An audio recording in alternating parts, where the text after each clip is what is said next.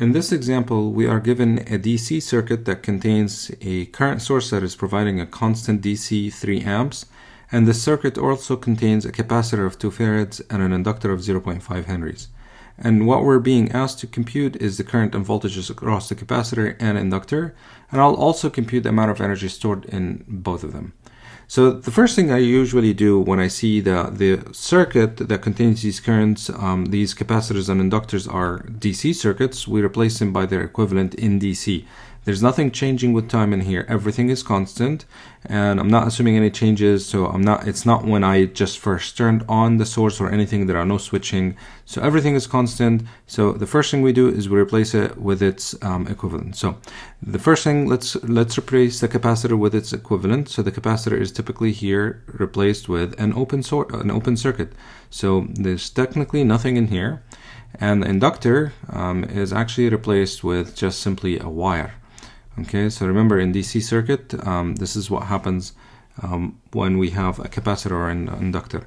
Again, the reason why the capacitor is replaced with an open circuit is because the current across it is just simply C times dV divided by dt, and of course dV divided by dt, or basically the derivative of V in terms of time, since V is constant, is 0. That means the current through it is 0. And I just basically computed the current. This is here. If I call this IC now, we know that IC is just simply 0. So I know the current across that capacitor. Similarly, we can do similar thing in terms of the inductor. So for the inductor, we have V equals just simply D times Di divided by dt.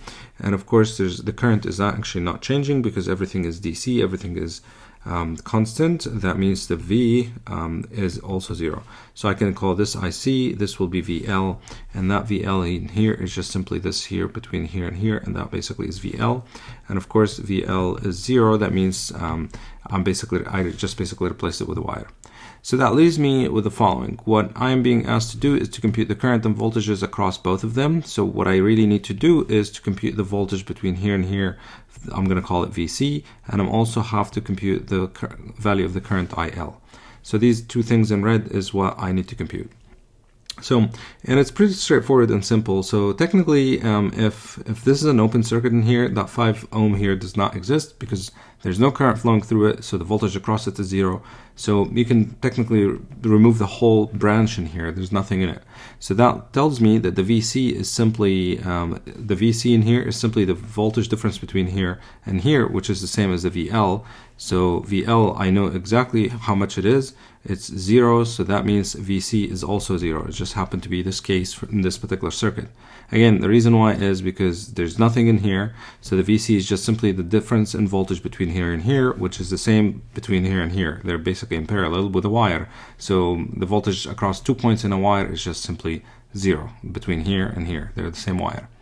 Alright, so that leaves us with I of L. Well, I of L, if you take a closer look at the circuit, you will realize that this is simple current division circuit. I have a 4 and I have the 2, and I'll just highlight it for you here. They share this here node and they share this node in here as well.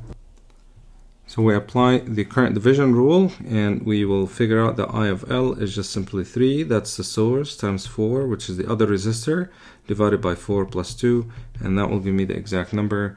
I believe that will be 4 divided by 2, which is 2 amps. That's basically the I of L. So now I have everything I need to compute the energy stored in both of them. So we know that the energy for C, I'm going to call it WC here, which is the energy stored across the capacitor, is just simply half of C VC squared, the voltage across the C. And I know that the voltage across the C is just simply 0, so that means WC is just simply 0 joules. So this particular resistor, the capacitor in here, there's no voltage stored in it, so it's not storing any energy, so it's simply not storing any energy, so it just doesn't exist in the circuit. So let's take a look at the inductor that was here. So inductor that was here, the WL is just simply half of L of I squared. I know the I is specifically I of L squared, so it's half of, and let me just remember the value of that inductor. That was 0.5 Henry. Okay, so 0.5 Henry. 0.5, and the I of L is just simply 2 amps squared, and we'll realize that this is 4 divided by 2, which is 2 times 1, which is basically 1 joules. So that's basically the amount of energy stored in this particular inductor. So and if you think about it, this inductor contains a constant current, and that current is 2 amps, so that's why it's storing energy as a magnetic field.